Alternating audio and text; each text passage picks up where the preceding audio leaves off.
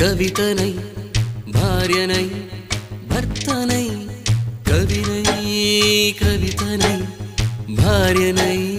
భర్తనై మల్లెల దారిలో మంచు ఎడారిలో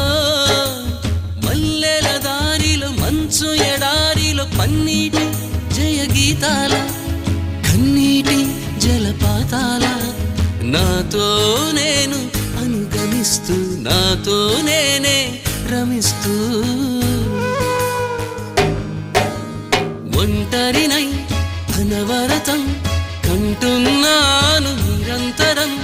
కలల్ని కథల్ని మాటల్ని పాటల్ని రంగుల్ని రంగవల్లుల్ని కావ్య కన్యల్ని ఆడపిల్లల్ని జగమంత కుటుంబం నాది ఏకాకి జీవితం నాది